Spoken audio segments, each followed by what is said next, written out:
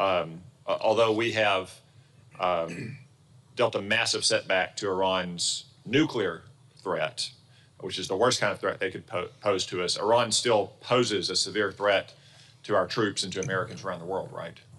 They do. They possess considerable tactical capability, one element of which we saw yesterday, which we thwarted in defense of Al Udeid Air Base. And as the next commander of Central Command, one of your top priorities will be to continue the aggressive defensive posture and to continue the deterrence that's now been reestablished against Iran to defend our troops in the region as well as all of our friends in the region, Israel and the Arab nations. Absolutely, sir. It would be an important priority, deterring Iran and Proxy. And I know that President Trump is mindful about this, that just because they had a very weak response yesterday, which they telegraphed in advance, doesn't mean that there might not be another response in a day or a week or a month or a year or 3 years. And it could be missiles or rockets against our troops, or it could be trying to blow up an embassy around the world or targeting American citizens for terrorist attacks, something that we have to be constantly on guard against because Iran has been terrorizing America and the civilized world for 46 years. Is that right? Completely agree, sir. We've got to be in a three-point stance, ready to go every single day. And at bottom, Iran didn't become a terrorist state because the United States bombed their nuclear bunkers. The United States bombed their nuclear bunkers because they're a terrorist state. Is that right? I would agree. Thank you. The strikes over the weekend showed the importance of having the world's very best industrial base and best munitions. The first time those had been employed in combat operations, they were incredibly successful. But the wars, both in the Middle East since October 7th and in Ukraine, has also revealed the fragility of munitions production in this country and the defense industry. Would you agree that we need to do a lot more to increase capacity for our munitions industrial base? I would, sir. It's an area of significant concern. I know this is an area that senior DoD leadership is focused on right now. It's not a new issue. It's been around for some time, but clearly it's one we need to focus on right now. And General Grynkewich, I assume both in your current role in the Joint Staff and also your anticipated role in Europe, you would agree as well that we need to significantly expand munitions production in this country? Senator, I would. As the Director for Operations on the Joint Staff with a responsibility along with my colleagues in logistics and sustainment for managing those munitions and pushing them to the fight, I'm acutely aware of some of the limitations that we have. And if confirmed, I would continue to advocate for strong investment on both sides of the Atlantic in the industrial base. And our industrial base includes our defense contractors, companies that make this in the private sector, but it also includes our organic industrial base within the department. And given the track record over the last 3 years, would you agree that we really need an all-of-the-above strategy? We need to push both the private sector and lean on the assets we already have in the Department of Defense to produce the munitions our warfighters need?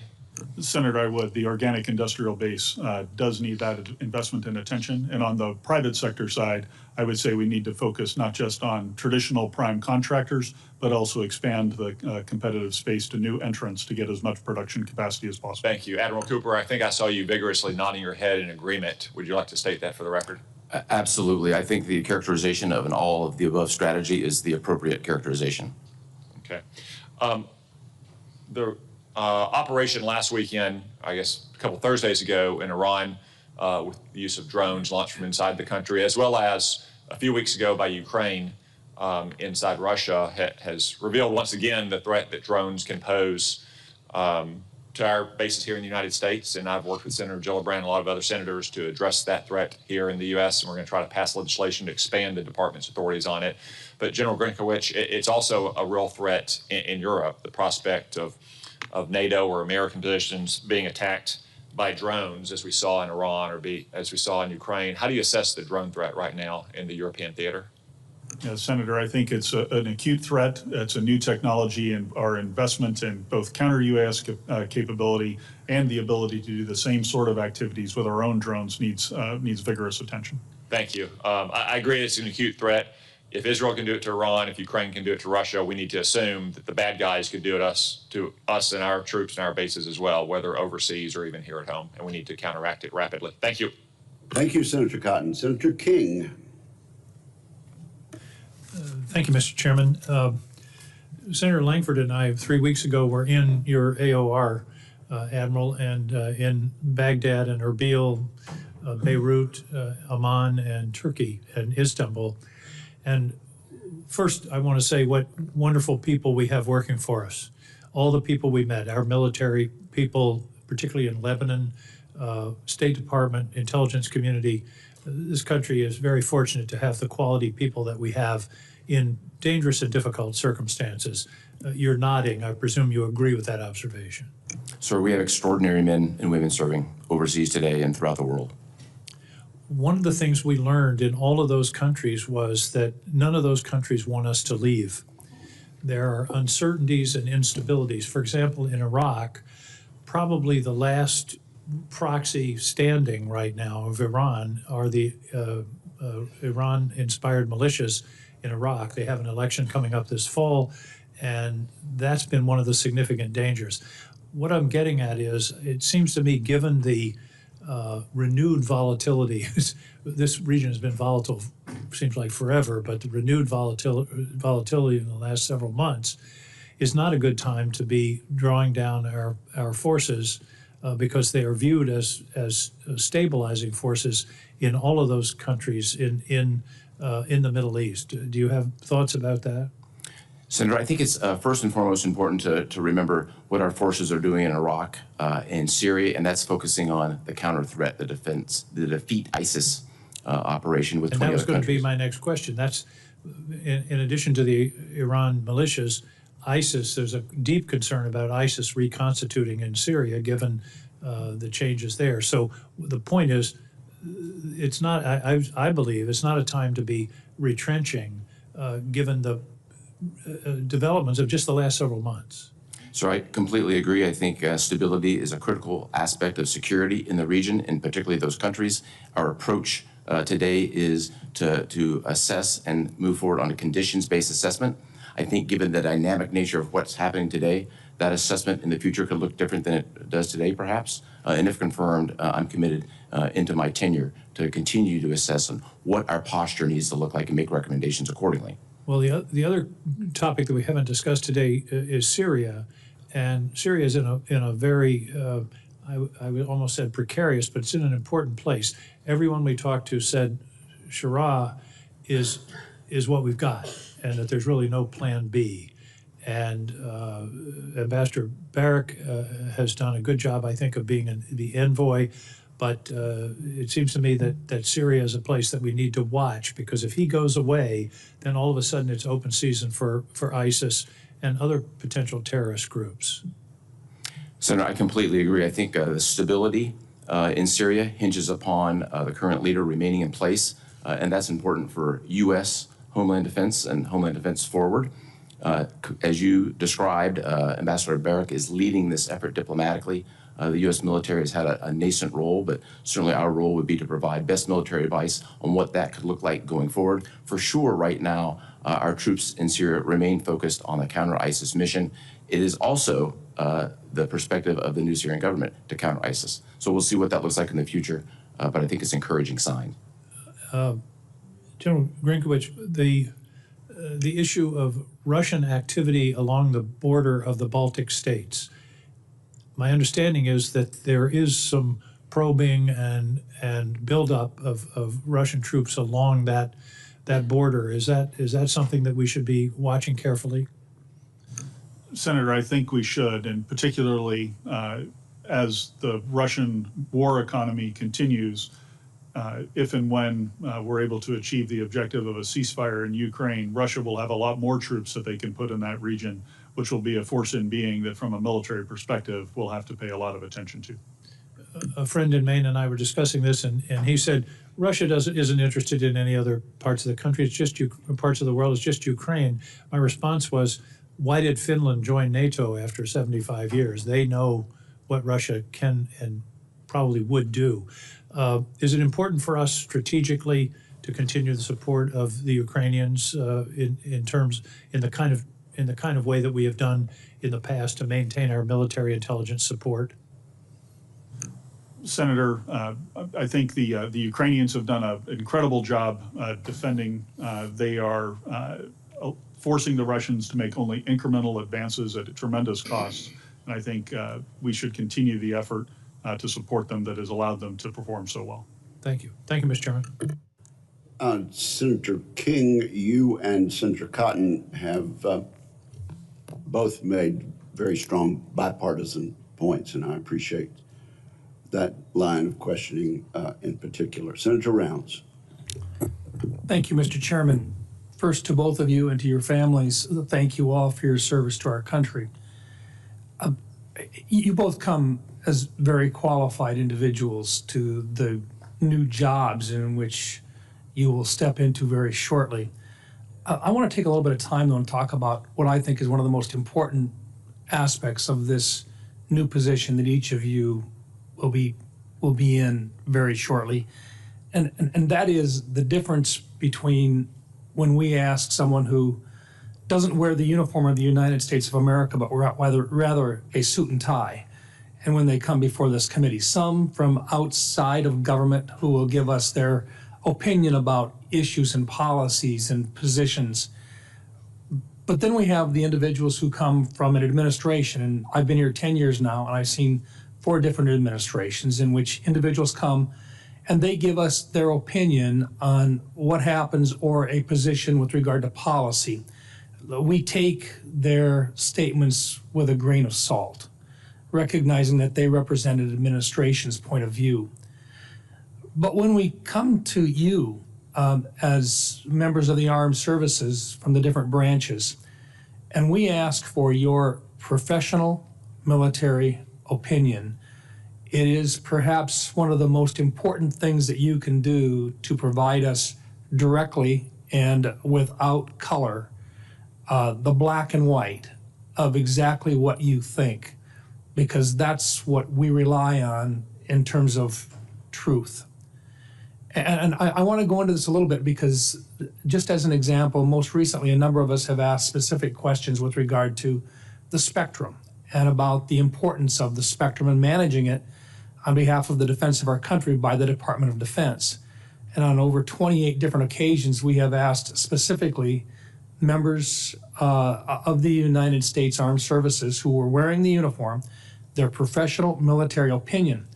And in some cases, I suspect that their honest and straightforward answers have probably gotten them into a little bit of hot water with individuals who simply wear a suit and tie in an administration. But nonetheless, they have adhered to the principle that they're required to give us a straightforward answer. It is the most important thing that you can do in coming before this committee. I lay that out for you because this is what makes the difference between a young man's ability to defend himself on the battlefield. And I'm going to start, General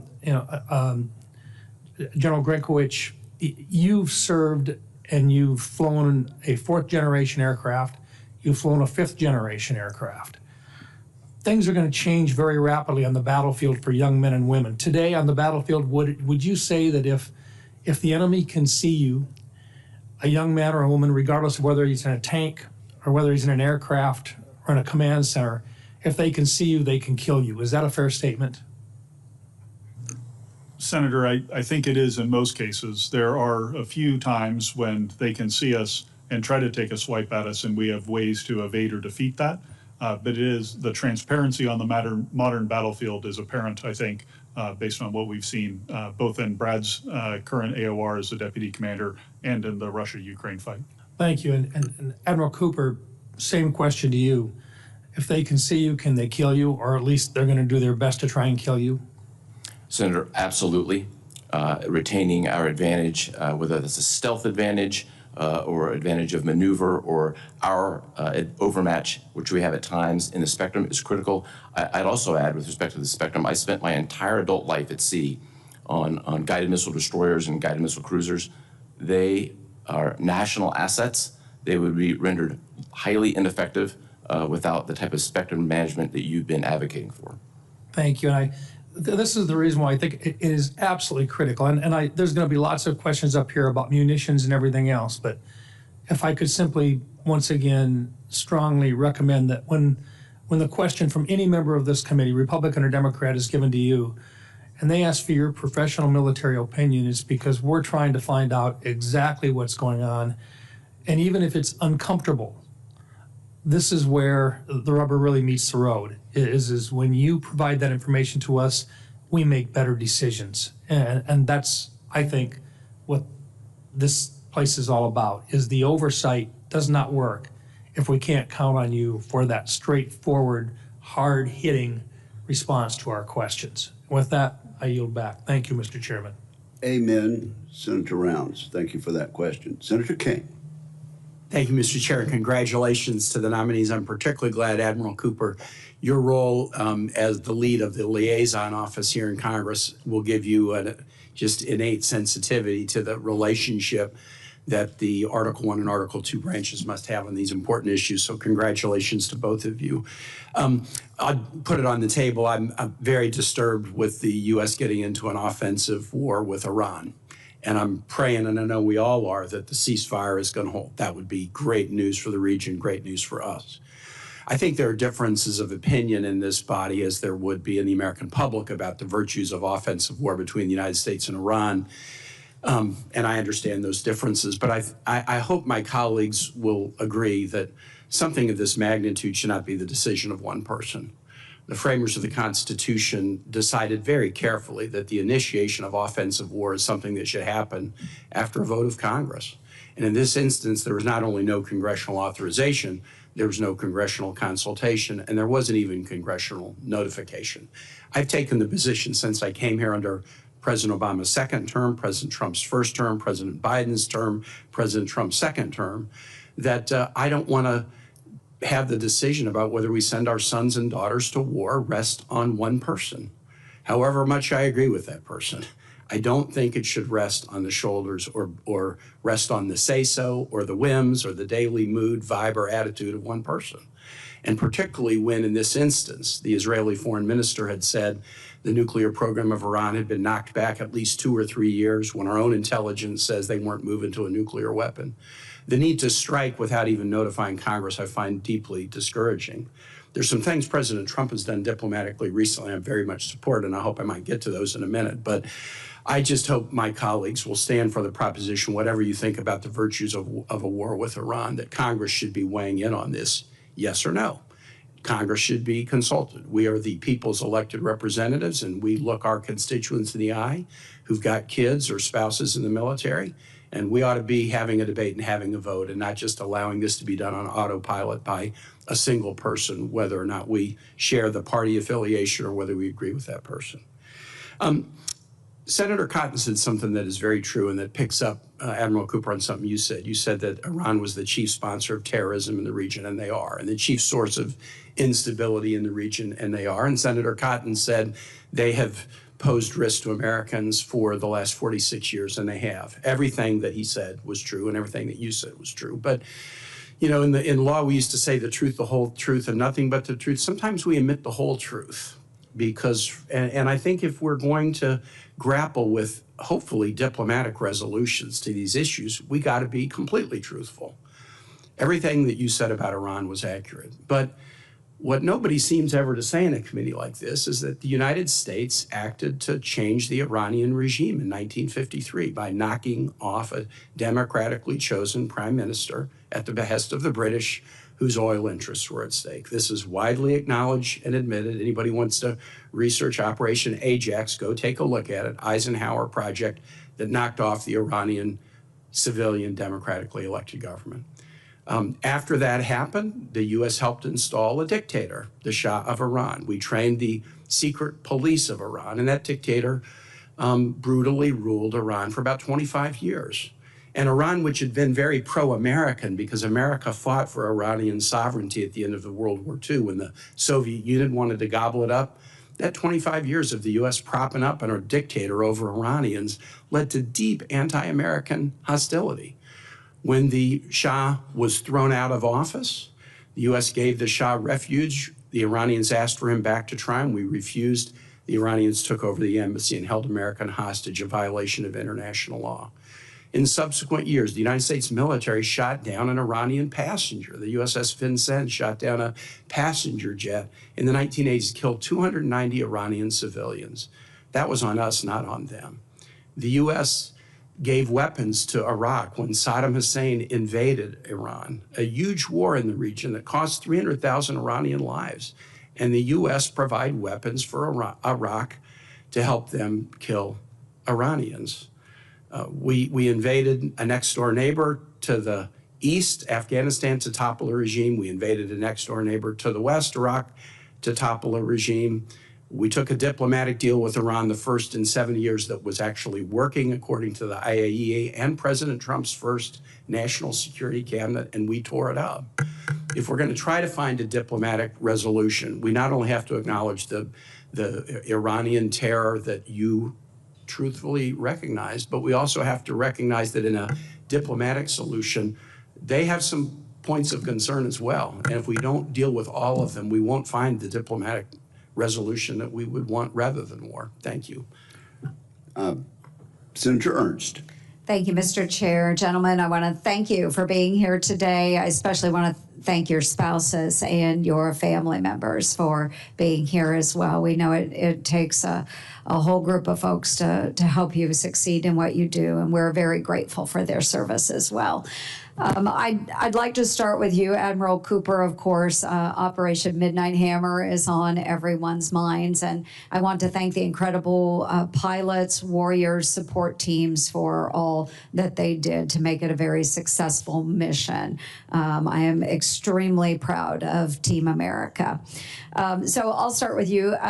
Senator King had mentioned ISIS, and I want to go a little bit further on that because we still see them as a big threat to those Americans and others that serve and live in the Middle East.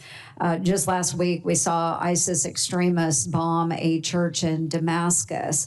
So we know that they're still operating. It's a clear indication that that threat requires continued vigilance. So given the current volatility across the region, just in your estimation, looking at the resurgence of ISIS, other terrorist organizations, what indicators are you watching most closely when it comes to those terrorist groups? Senator, first, thank you for your time yesterday, and thank you for the question. Defending the homeland broadly and defending it forward is of critical importance to us. Specifically, that translates into keeping our thumb on ISIS, which predominantly today exists in 3 places. ISIS in Syria, to a lesser degree ISIS in Iraq, and then ISIS-K, also known as ISIS Khorasan, on the Afghan-Pakistan border. We are focused on this problem set every single day. I only have to go back a few months to the events in New Orleans and our own country at the beginning of the year, the events as you described in the church bombing, to show that ISIS remains a threat. And as we look to the future, and if confirmed, I will remain nose down on this threat. It is an absolute priority. And no doubt we would love to see all of our American troops be able to withdraw from other places around the globe, but we know that that is not realistic, and our American military men and women provide great stability, whether it's in Syria, Iraq, other places. We have 1,800 Iowa Army National Guardsmen that were just mobilized to go into Iraq and Syria. They will have boots on the ground very soon to continue with those stability operations. As we look at other ways that we might be able to bring troops home, you know, again, maybe not realistic at this time. If you could walk us through our partners in the region, and would they be able to fully absorb those missions and provide for the stability without American presence? Senator, U.S. presence is indispensable in the execution of the counter-ISIS mission today. We have led it. We lead it today, and I anticipate we'll lead it into the future. Every decision made on force posture is going to be conditions-based as I look to the future, and if confirmed, I will absolutely adhere to that. We are fortunate to have in the Defeat ISIS coalition more than 20 countries contributing, but America is leading it. Absolutely, and I appreciate that, and I agree with that sentiment, and it's extremely important to have American military leadership. I also believe in diplomacy, but there are times when we need our boots on the ground to provide that leadership for other nations. They look to us for that leadership, very, very important. And in the time that I have remaining, General Grynkewich, Grynkewich. I'm sorry, we're all stumbling all over your name. I apologize.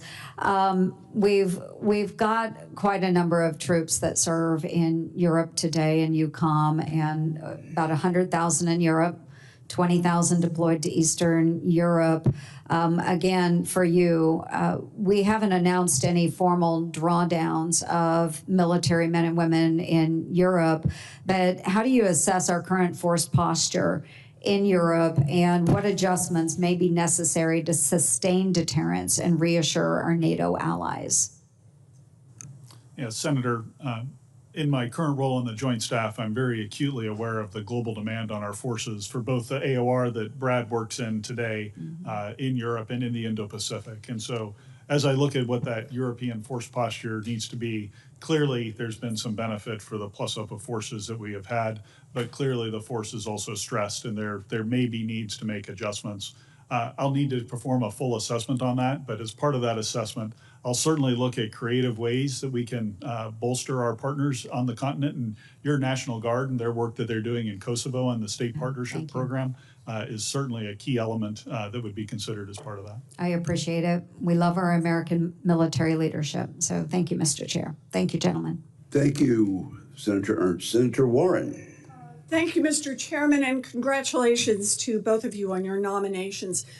So it seems like Donald Trump is once again playing red light, green light, this time war with Iran. 3 nights ago, he bombed 3 sites and warned of, quote, many targets left to strike, and threatened, quote, tragedy if Iran did not immediately capitulate. Last night, he declared the war is over, but now the ceasefire seems to be changing every few hours, and no one seems to know if it will hold. Now, no one wants Iran to have a nuclear weapon, but experts in intelligence have told us time and time again, Iran's nuclear program cannot be bombed out of existence. So the question is, what is President Trump's plan? Another endless war in the Middle East?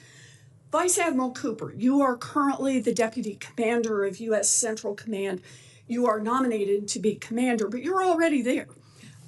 You don't decide policy, obviously. You carry out the president's orders. So today, I just want to ask you if you have any clarity from President Trump, the commander-in-chief who chose this war, on what comes next. So, Vice Admiral Cooper, has President Trump communicated to you whether or not he could contemplate American troops fighting in Iran? Senator, as we sit here today, and as has been well described, a very dynamic time, Yes. literally right now as we're sitting here, the military's #1 priority is the safety and security of our men and women in the Middle East. That remains our priority.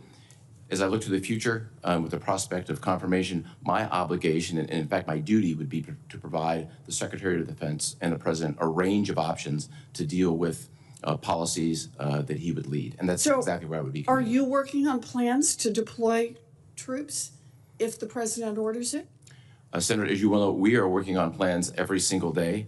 I think this forum isn't the appropriate forum to talk about specific plans on force posture or what we're doing today. Certainly could capture that in a classified environment that I understand is So I'm just trying to get whether or not there are plans. I'm not asking for what the plans are in particular.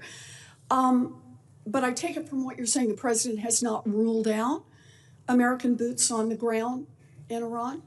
Senator, I think from a military perspective, it's critically important today that we provide the maximum latitude and decision space to the Secretary of Defense and the President to decide on key plans and directions, and we'll be standing by to execute those, as is our duty to do. So on Saturday, President Trump and his administration claimed that the goal was to end Iran's nuclear program, not regime change, and declared complete victory with no evidence to support that. And then on Sunday, the president reversed course, posting, quote, that if the current Iranian regime is unable to make Iran great again, why wouldn't there be regime change?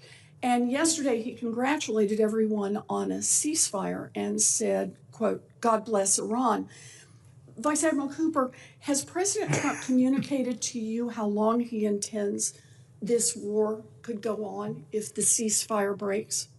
Senator, our role from a military perspective is to remain ready for a wide range of contingencies and protect our people, and that's exactly what we're doing today. So that means you're preparing for a protracted war, is that right? I think it would be inappropriate to comment on any specific action, but we're prepared for a wide range of contingencies, which is what would be expected. Well, I'm just asking about your preparation, sir. I'm not asking what actions you will take.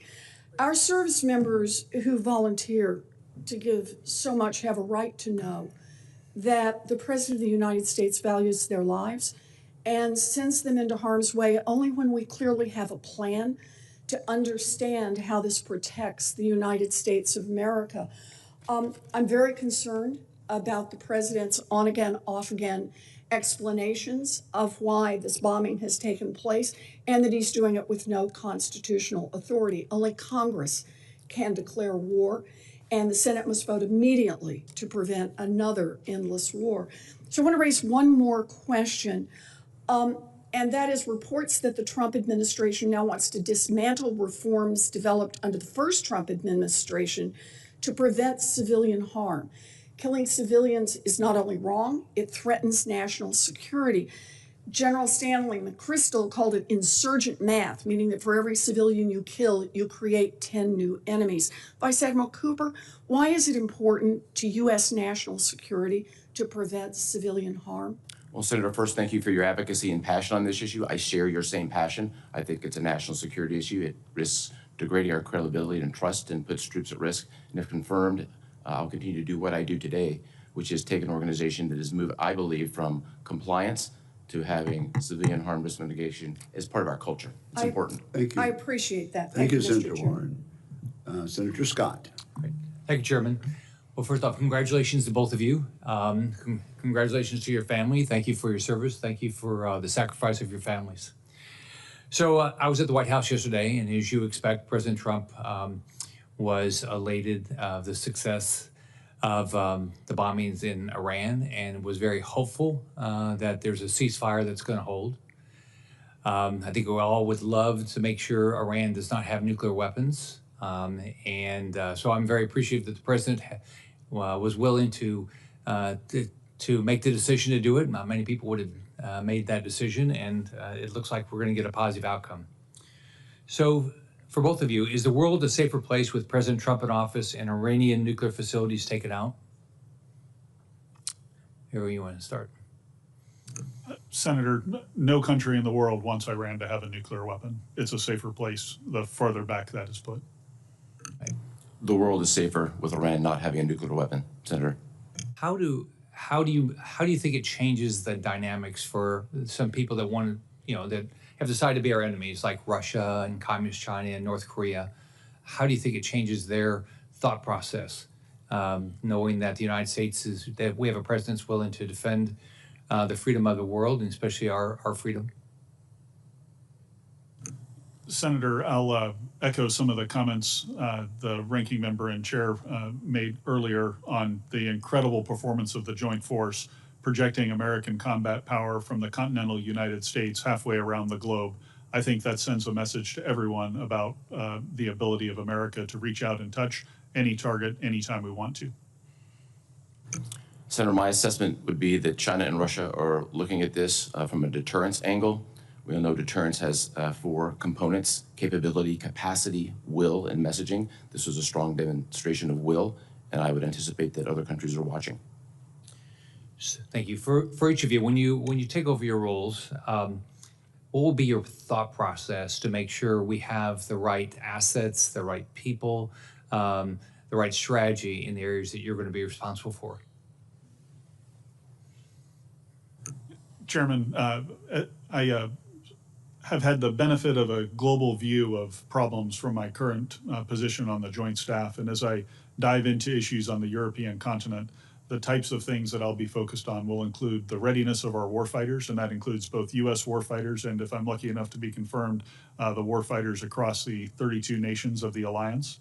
I also think that it will be very important to look at the pivots in the character of war that are occurring right now in terms of unmanned and digital technologies, both from things like unmanned surface vehicles, unmanned aerial vehicles, but also the underlying application of artificial intelligence and the connective tissue that allows us to effectively command and control. So those will be some of my key focus areas. Senator, I would leverage the 4 years of experience I've had, including 3 years living about 100 miles from Iran, and orient my priorities generally in 3 areas. Defending the homeland, that translates to keeping our thumb on terrorists in the Middle East. I would look at deterring Iran and its proxies. I think that is a critical element of our national security. And also, I would look at countering China. I also agree that with my friend Grynkewich here, that the character of warfare is changing. And I think everything that we can do tactically to get warfighting tools into the hands of warfighters faster is something that should be pursued with a sense of urgency. Thank you. Admiral Cooper, what's the importance of the Abraham Accord and our relationships with the, our military relationships with the partnerships with the Arab countries that are supportive of Israel? So when the Abraham Accords were signed in the fall of 2020, and then we saw Sentcom shift from a European orientation into Israel shift from a European orientation to Sentcom. I think the confluence of those 2 events and alignment and agreement that Iran is the principal threat presents extraordinary opportunities to advance security and enhance deterrence through the Abraham Accords countries. All right. Well, thanks for your service. Congratulations on your nomination. I know you guys have both do a great job. Thank you, Senator Scott. Senator Kelly. Thank you, Mr. Chairman. Gentlemen, thank you for being here today. Congratulations to you both on your nominations. I want to take a moment to discuss ISR, the requirements in EUCOM and Centcom, 2 theaters that I think routinely make some heavy use of ISR. Could each of you please just briefly describe the ISR requirements in your respective theaters and how important ISR is for you to execute your strategy? Senator, thank you very much for that. I think of this in 2 buckets. The ISR necessary to keep our eyes on and defend our homeland against terrorists throughout the region. And I also think it's important to have the ISR to keep our eyes on and deter Iran. Those are the 2 principal areas that we're focused on today. In general? Yeah, Senator, in the European theater, intelligence, surveillance, and reconnaissance is absolutely essential. It's essential to keeping track of Russian activity, both in the maritime and the air domain. It's essential to protect the avenues that might threaten our homeland, and essential to monitor the eastern flank of the alliance. You know, one trend I think it's fair to say is this reliance on space-based platforms instead of aircraft. I think my view is we probably continue to need both. In Sentcom, Admiral, you have a challenge here, possibly ahead of you, with regards to the Straits of Hormuz and the possibility that the Iranians could use sea mines on the Straits deployed by ships. I don't think they can deploy them by aircraft. I might be wrong about that. Could you talk about how the ISR requirement, if you have to deal with a continuing aggressive Iran, but with regards to closing down the Straits and what that could mean to operations for the 5th Fleet and for Sentcom? Senator, in my own experience from having commanded the 5th Fleet for nearly 3 years, and as well as the associated Mine Task Force, which is coalition in nature, I think we have sufficient capacity and capability to handle the threat. ISR is a critical enabler to getting to the left of any Iranian actions. It would certainly be important for us to watch what they're doing and attempt to both anticipate and then react faster in the threat. It's a significant threat. It's a known threat, and one that we're watching every single day. And what would the reaction be if they start to deploy sea mines? Do you have the adequate number of minesweepers? Do you try to remove them? How do you protect shipping going through that 30-mile strait? It is a complex problem for sure. Iran has thousands of sea mines. It's a fairly narrow area.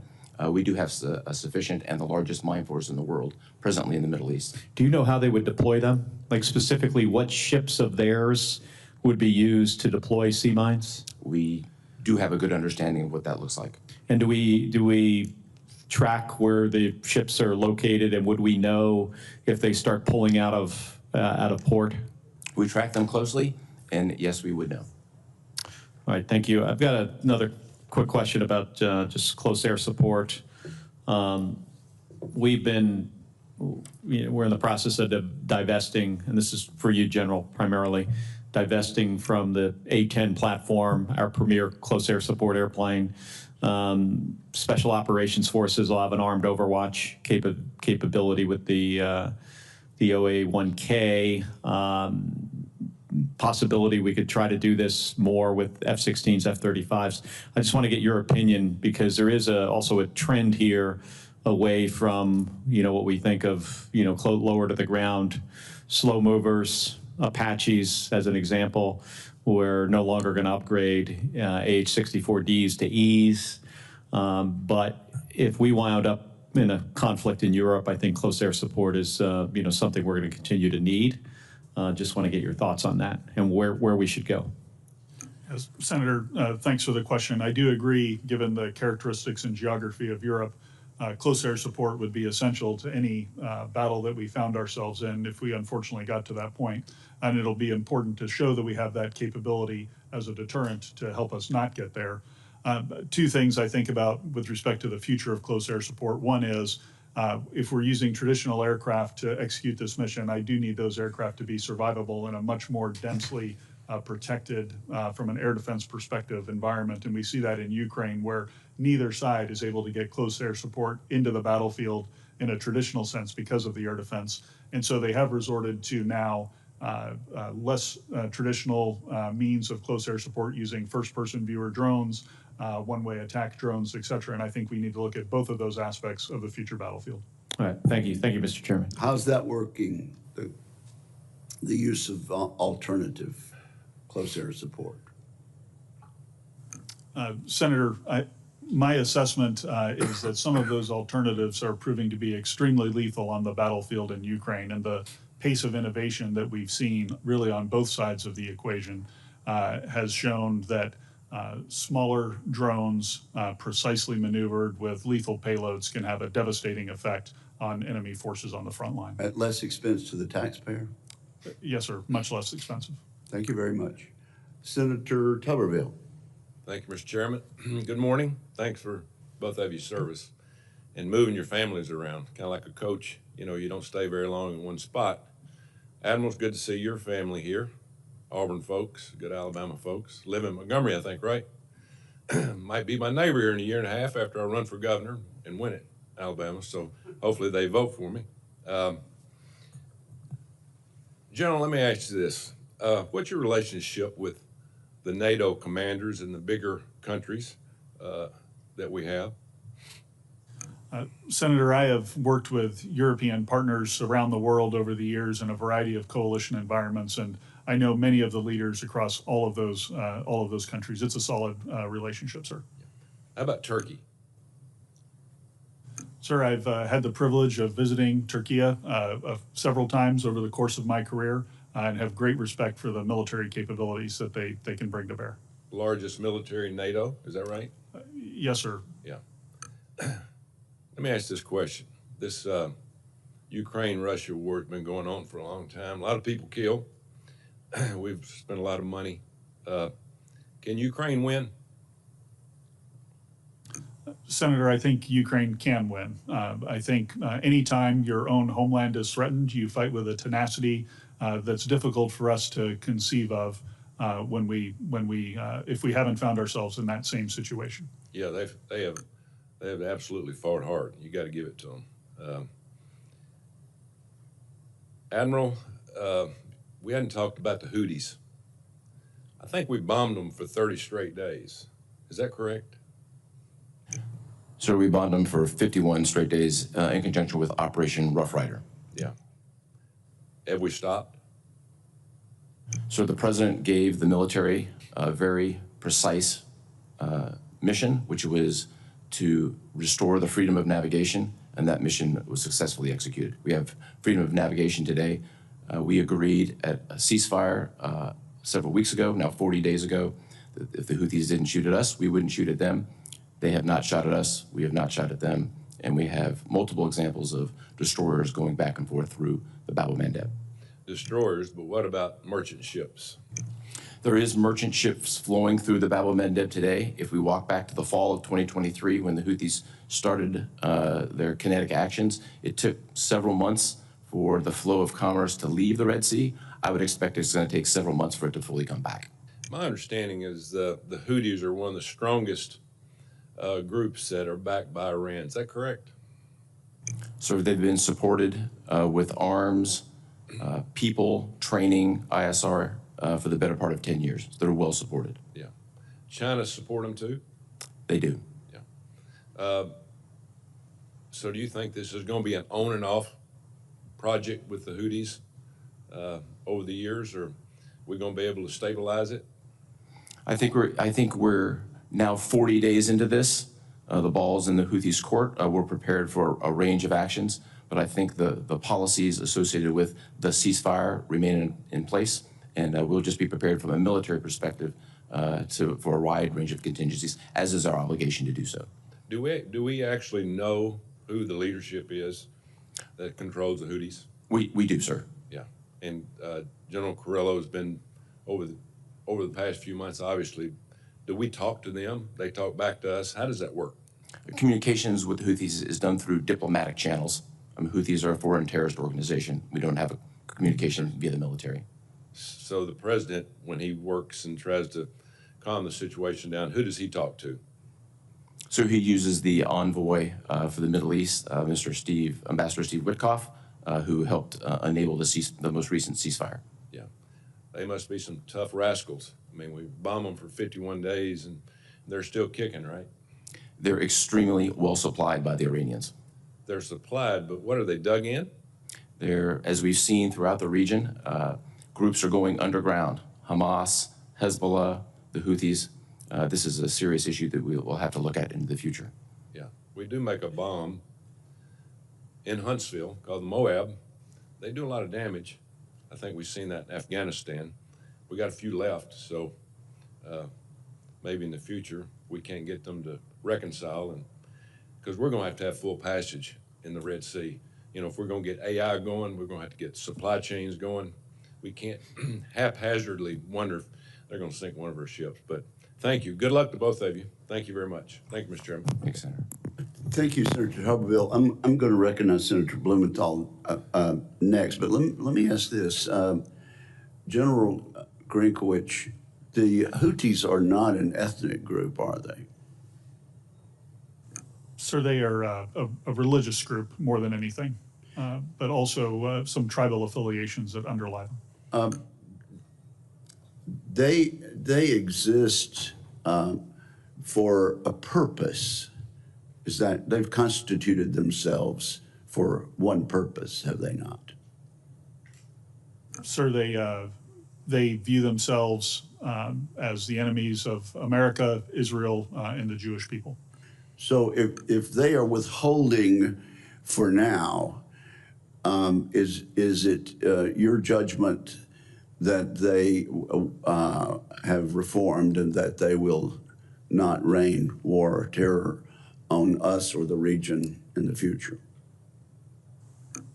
Senator, I would argue from my time and my current role on the Joint Staff and previous time in Central Command that the Houthis are likely to be a persistent problem for that we'll be dealing with in the future a few times again. Thank you very much. Senator Blumenthal. Thanks, Mr. Chairman. Thank you both for your service to your families as well, and thank you for the conversation that you had with me last week.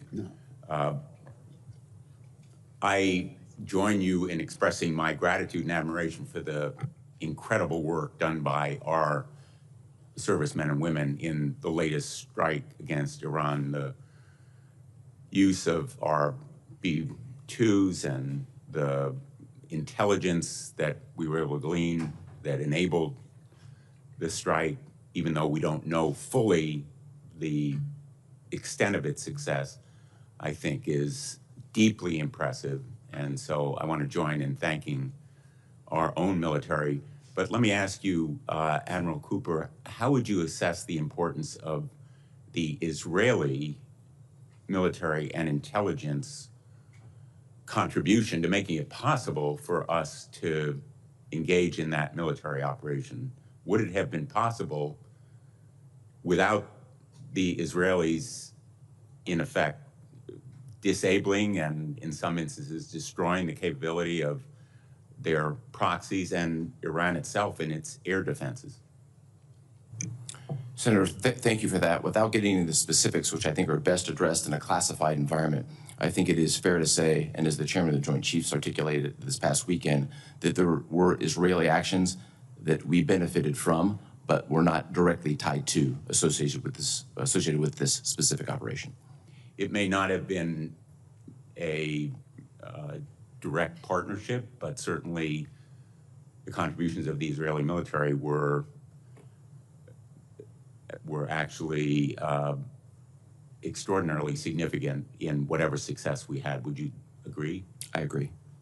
Let me ask you now to follow up on some of the questions that have been asked. You and I talked about the importance of drones and unmanned aerial systems. My view is that the nature of modern warfare is changing before our eyes in real time. The threat that we see now in the area where you're going to have responsibility, where you have had that responsibility, is asymmetric from many of those terrorist groups that attacked, for example, Tower 22 and killed a number of our servicemen there. Are we sufficiently protected in the area now against possible Iranian retaliation against the 40,000 men and women in uniform that we have in that area? Senator, I do agree that the nature and the character of warfare is changing before our very eyes. And this is why I think the important work of this committee, whether it's the Forge Act or anything associated with it, where you can accelerate the delivery of counter-UAS systems or other warfighting tools into the hands of the warfighters forward, those are all value-added and needed imminently. If I look back specifically toward the Tower 22 incident in the ensuing now 17 or 18 months, we've made considerable improvements across the board, layered defense, employing both kinetic capability and non-kinetic capability. We really are leaps and bounds ahead of where we were before. Having said that, I would never be satisfied that we have the maximum readiness. I'll never be satisfied that we have enough to protect our men and women in uniform. And if confirmed, I would focus on this every single day. We've done a lot, but we have more work to do. For sure. The Ukrainians are producing 4.5 million drones this year. The report I've seen is that the United States is producing about 100,000. I'm not sure that those figures are exactly right. They're in the public realm, but clearly, in my view, the United States is not producing enough drones. We are not supporting the industries that produce those drones as much as we should. Would you agree we need to do more? Yes, sir. In my own experience, having commanded the Navy's first unmanned and artificial intelligence task force, I'm very familiar with the capabilities that exist in America's elite tech sector. I believe that we need to leverage that tech sector to maximum capability and deliver capability in the very near term, because we could do more, to your point. General, I'm delighted to hear that you think Ukraine can win. My view is Ukraine must win. It must win because if it fails, Putin will present a threat to our NATO allies. Do you agree? Senator, I think however the war in Ukraine ends, Putin has developed a war economy and a war machine that is underpinned by that war economy that will create a force in being that just by its very presence will be something that from a military perspective, we will have to carefully consider how to provide options to the alliance in the SACEUR role, if I'm confirmed, and to the Secretary and the President in my EUCOM role, if confirmed. Thank you. I look forward to continuing these conversations with both of you and really welcome your being so forthcoming. Thank you. Thank you, Senator Blumenthal. Gentlemen, are the figures about drone production with regard to Ukraine versus the United States, are they accurate? Was that a pretty accurate assessment of the production rate? Senator, I don't know if the exact numbers are accurate, but the order of magnitude and the scale that Senator Blumenthal was describing, I think, is representative of the problem we face. And Admiral Cooper. Yeah, same perspective, sir. Order of magnitude and scale is about the same. I agree. It's hard to understand how we go forward without increasing our rate, and that's my opinion. If either of you care to comment on that? So I think America's extraordinary tech sector has the capability and will to produce at scale. This is simply a matter of prioritization with the appropriate authorities. Thank you very much. And now, Senator Budd. Thank you, Chairman. It's good to see you both. I've enjoyed our conversations recently, and Admiral, you're always a wonderful host over in NavCent, so thank you for that, and hello from my wife to yours. Admiral Cooper, last May, I met with Prime Minister Barzani of the Iraqi Kurdistan Regional Government in my office here, and I also visited the region last year. So I was concerned to hear about delays in the delivery of U.S.-provided defense equipment to the Kurdish Peshmerga forces. And as you know, the Peshmerga, they've played a very important role in preventing the resurgence of ISIS in Iraq. So are you tracking delays in the delivery of equipment through Baghdad? Senator, first, thank you for your passion in support of the Peshmerga. Great teammates. I have been tracking these delays. They're friction points that I think we've been able to work through, and if confirmed, it would be a matter of priority for both me, the staff, and the tactical staff on the ground to eliminate those friction points, get the resources into the hands of the Peshmerga as soon as possible.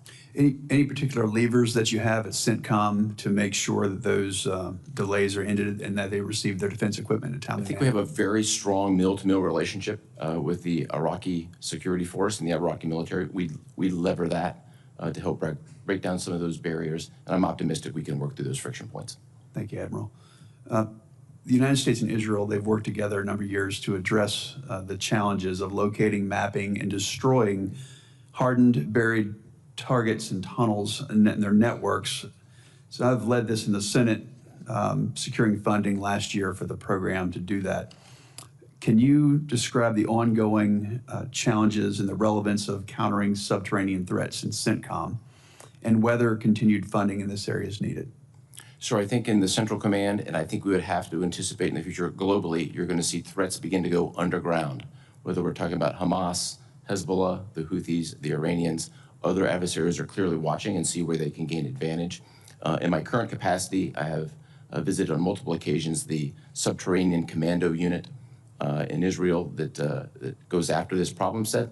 I think as we look to the future, and if confirmed, I think we need to focus on two areas, sensors and munitions.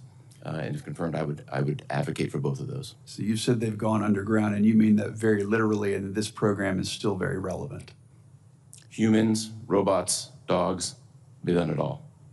Thank you, Admiral. General, good to see you. I enjoyed our visit yesterday.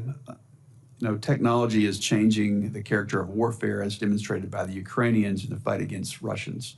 So if confirmed in your new role as Supreme Allied Commander in Europe, how will you prioritize? The question is really about prioritization. How will you prioritize investments in emerging technologies, and what areas do you think are most critical? Yes, Senator, thank you. If confirmed, as I look across the alliance, there are certain countries that would have a very strong value proposition in terms of being able to bring unmanned technologies to bear, whether they're aerial technologies or maritime unmanned capabilities as well that have proven very effective in the Black Sea region, for example. I would definitely put a high priority on those. They're very cost effective. They're a way to build mass on the modern battlefield, and understanding that we'll face mass in terms of the Russian threat. I think developing that asymmetric option is going to be essential to European security in the future. Thank you. Admiral, it's really disheartening for all of us to see the state of Afghanistan, especially after the Biden-Harris administration's disastrous withdrawal and the abandonment of so many Afghans to return to Taliban rule.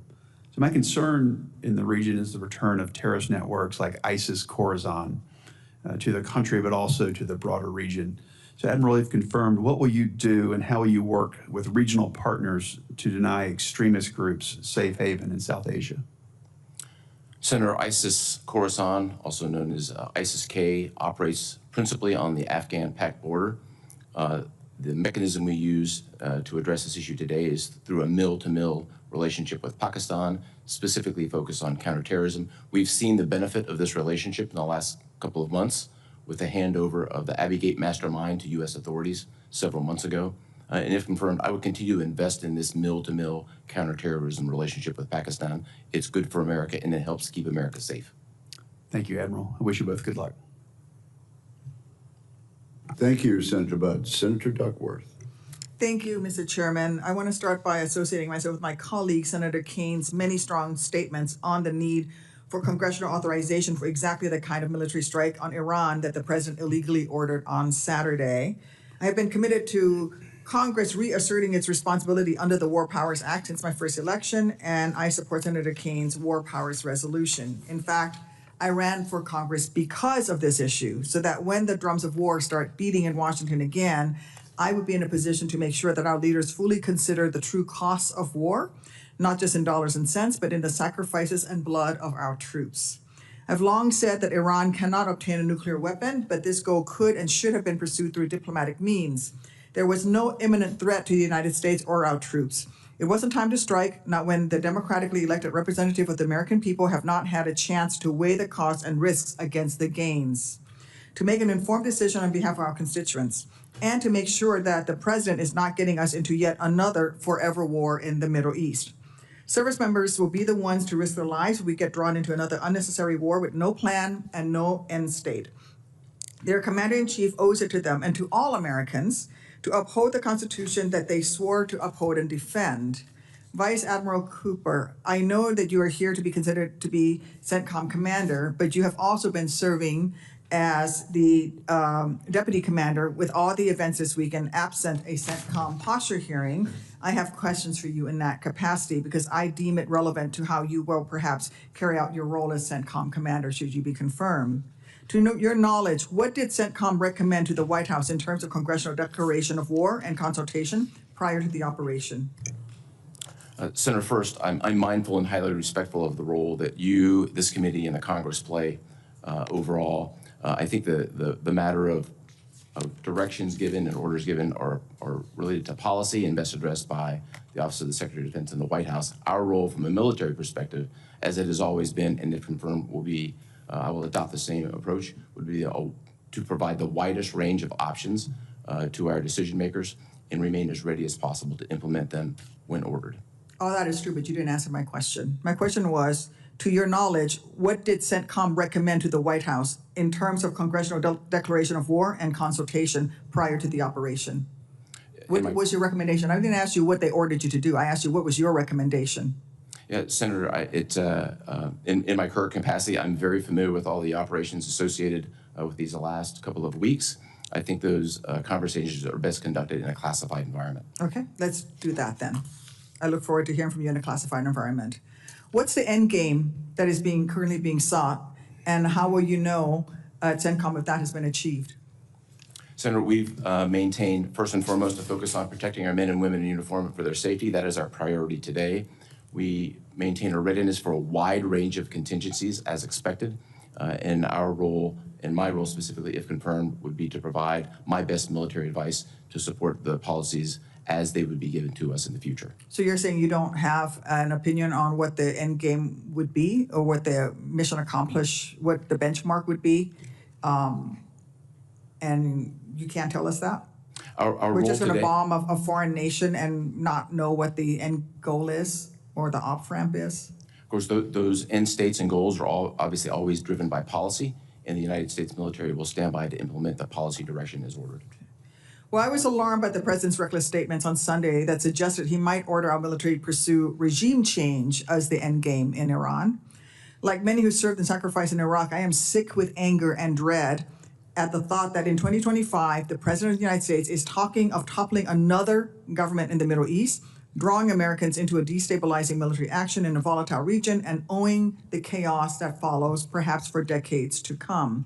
Vice Admiral Cooper, will you commit that if confirmed as the commander of CENTCOM and tensions with Iran continue, you will provide recommendations to give Iran an off-ramp from further military action without seeking regime change in Iran as an option? Not necessarily the White House would decide what they would decide, but will you provide that as one of the options?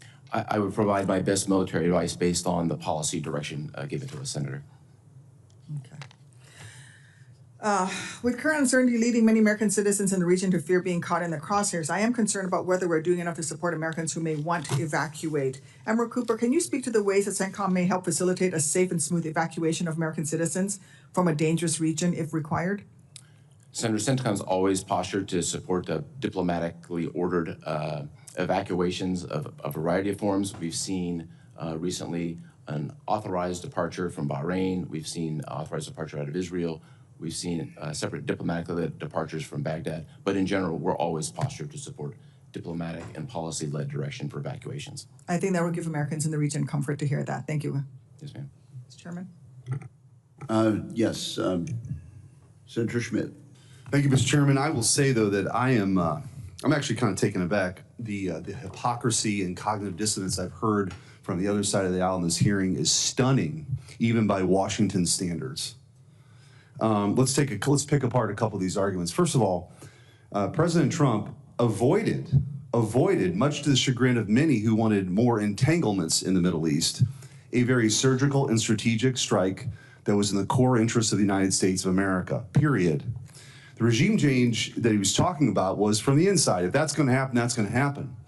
But the Democrat Party effectively at this point is the pro-war party. There's no diplomacy. It's just about pick your theater. That's where they want to go. The whole idea that Iran was even in this position is because Obama sent them truckloads, or I should say pallets of cash, and Joe Biden looked the other way. And then they were able to arm and fund the Houthis and Hamas and Hezbollah, a problem that then had to be dealt with by Israel. And so this sort of looking the other way now and using language like not being tied up in a forever war, listening to my Democratic colleagues, that's where we'd be right now in Europe and in Ukraine. They want the immediate admission of Ukraine into NATO and the United States to directly engage. Thank God we have a president that will engage in diplomacy and understand, by the way, the inconsistency that I hear from the other side of the aisle. On one hand, Ukraine's going to win. But on the other hand, Putin is on the verge of steamrolling through Europe. It's nonsense. It doesn't make any sense. But the fact is, the Democrats are criticizing President Trump right now, who achieved something that if you would have been sitting here 2 years ago and looked at the map of the Middle East, would have been impossible to think of. He used the bunker-busting bombs, by the way, flown out of those B-2s from Missouri. They were in the air for 30 hours and refueled. Through subterfuge and exquisite execution, dropped those bunker busters on something the size of the desk that you're at, General. And they completed that mission. And the president acted under his core Article 2 powers. Spare me the next constitutional crisis. Every week, by the way, it's some ridiculously fake new constitutional crisis. Obama used that same authority to drop thousands of bombs. We didn't hear a word. The only thing that binds the Democrat Party right now is that they are anti-Trump. They stand for nothing else. An incoherent, wandering foreign policy, a domestic agenda that has been adopted by the radical left. That's it. And by the way, I also want to point out that through every conferee that's come through this committee and others, the question has been asked, will you abide by the law? We are literally now less than 12 hours after a district court judge approved by this Senate when the Democrats were in charge and a lame duck president who is now defying the Supreme Court, a district court judge who is now defying the Supreme Court, who said you have to deport these 7 criminals who raped grandmas and people with disabilities. So, let's have a bit of a reality check about what's going on in this country right now. Maybe we could actually celebrate a president who executed something in the core national interest of the United States and then got on the phone and got 2 parties together who've been at war for effectively generations. So it's just there are certain moments that you feel like you're outside of your own body watching something that's so inconsistent just to score some sort of daily political point. Now, should we have a conversation about Article 1 powers versus Article 2 powers? Absolutely, but the president was clearly within his Article 2 powers to do this. So I do want to ask, with the limited time I suppose that I have left, General, NATO, the president is heading to the NATO summit. Our European allies for a very long time now, generations, have abused the generosity of the United States of America because we're subsidizing their social welfare programs in Europe. There's going to be a commitment to 5%. I guess I'd like to hear from each one of you how you use your role, that they'll actually do that. And I don't mean for pensions, I mean for munitions. In 5% of your GDP declarations, they don't win wars. Bullets do, missiles do. Their defense base is more atrophied than ours. But what role can you play in your conversations with leaders over there that they're actually going to live up to their commitments, and as opposed to sort of just making these proclamations and never really doing anything about it? Senator, thanks for the question. If confirmed, I think that's one of my key roles, is to look at that increased investment that the alliance has agreed to, or is on the cusp of agreeing to at the summit, and ensuring that it's put into real capability, hard military capability that will allow Europeans to take the lead for European defense and allow America to continue to participate in that defense, but also to meet our other global requirements. And Senator, I think a little bit of a different dynamic and situation in the Middle East. Several of the countries have deep pockets. They're very committed to buy American weapons and sensors. I think our obligation is to make sure the FMS process can deliver those weapons in a reasonable time frame, and I would advocate for that if confirmed. Thank you. We've got a lot of F-15s we'd like to sell. Thank you, Mr. Chairman. Good point. Senator Peters. Thank you, Mr. Chairman. Gentlemen, thank you for being here. Thank you for your service. Vice Admiral Cooper, the Straits of Hormuz handles approximately 21 million barrels of oil per day, accounting for nearly 1/5 of global petroleum consumption and making it, as you know, the most critical oil transit choke point in the world. It also sees the passage of about 3.5 trillion cubic feet of liquefied natural gas annually, impacting Asia as well as Europe's energy security. We know that a closure would not only disrupt $1.2 billion in oil exports daily, but it could also trigger double-digit percentage increases in global energy prices, prompt increased insurance surcharges on shipping, and require a significant military response to restore maritime security. So my question for you, sir, is our current force posture and naval assets in Sentcom sufficient to deter or to counter a full blockade in the Straits? Senator, thank you very much for that. I'm very familiar with the problem set from my 3 years commanding the 5th Fleet, which includes a pretty substantial mine force in the region. I've also personally transited the Strait probably 50 times in my career. It is a complex problem for sure, but it's a small, narrow waterway. The key to this is getting to the left of the problem, establishing a deterrent posture, which we have today, and then keeping our eyes on Iranian activity, which is exactly what the U.S. military is doing today. And if confirmed, I would continue to do that into the future. So what's your assessment? How quickly could the U.S. and allied naval forces secure freedom of navigation if commercial shipping is indeed attacked in the Straits? Senator, the specifics of this are highly classified, right, but historically in mine warfare, nothing happens quickly. I think we would think of this in terms of weeks and months, not days. What additional risk does a potential closure pose to our service members and logistics operations in the Gulf region, in addition to the oil cutoff that I mentioned? As one of the 3 strategic choke points in the Middle East, along with the Bab el-Mandeb and the Suez, there would be significant impact strategically.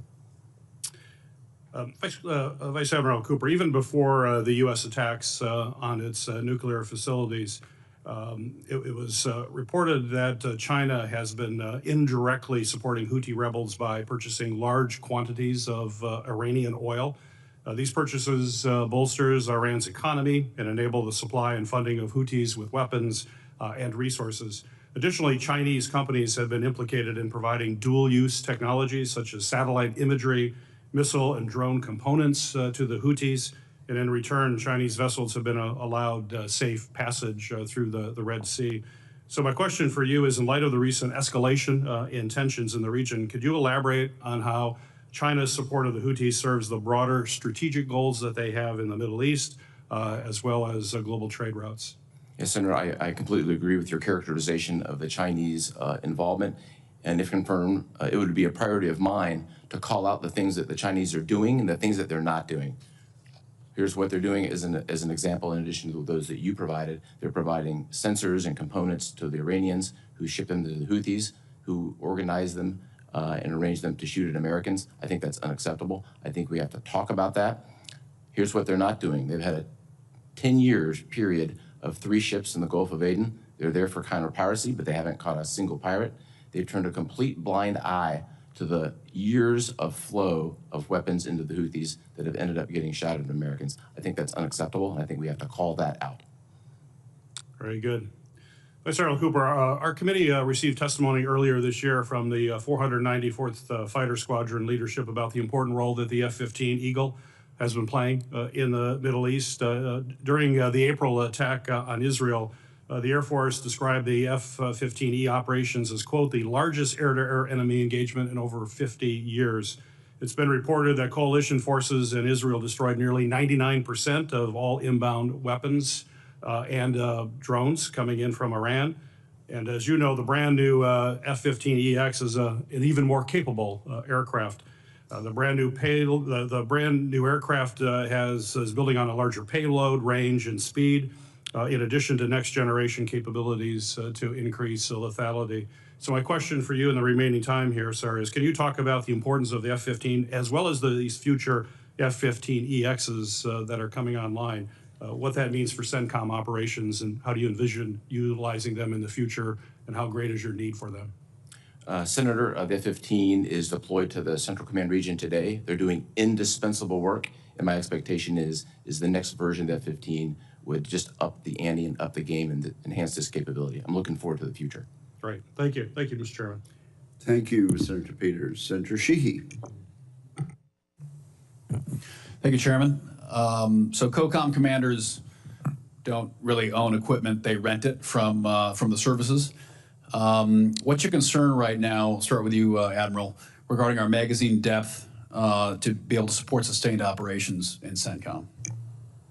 Senator, I'm concerned about everything, but one of the concerns would be munitions and magazine depth, as you've described. On one hand, I think we've taken a very strong and positive role in judicious use. As an example, over the last year, we've gone from firing $2 million missiles at $100,000 drones to just recently firing $25,000 Vietnam-era modified rockets against these 100,000 drones. So I think we're moving in the right direction in that regard.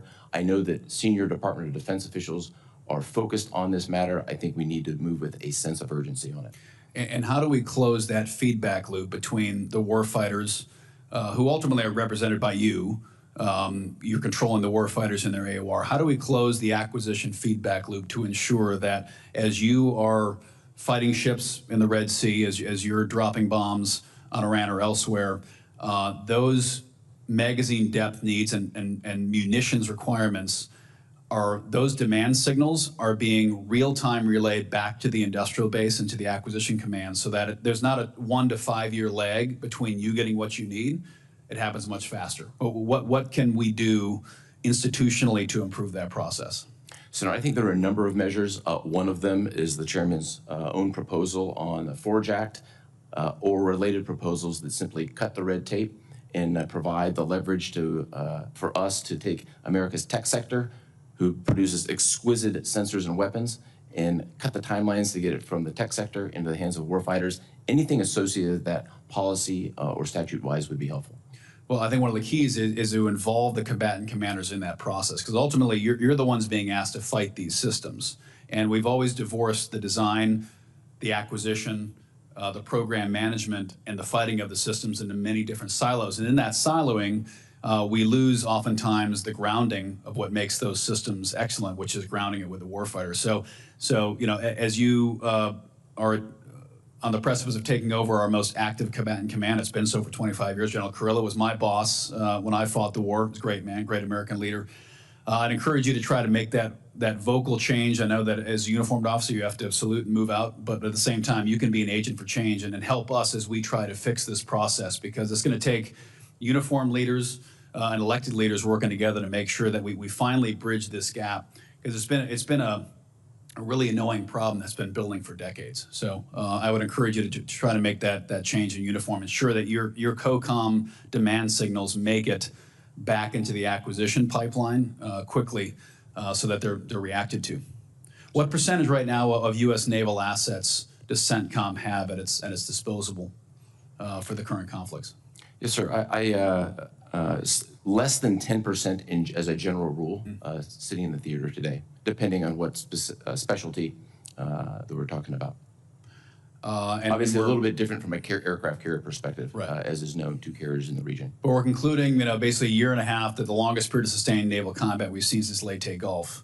And relatively, your allocation of naval resources, I would argue, is probably not where it should be. But that's for me to say, not to you to say. General, over to you. So Europe, obviously, it's been a while since we've had a major security crisis in Europe, of course, until Ukraine. That broke, 70 years of relative tranquility there. How do you evaluate the ability of our partners to defend themselves going forward? Largely, the European defense infrastructure has really been it's been a tent with America as the sole tent pole, depending on us.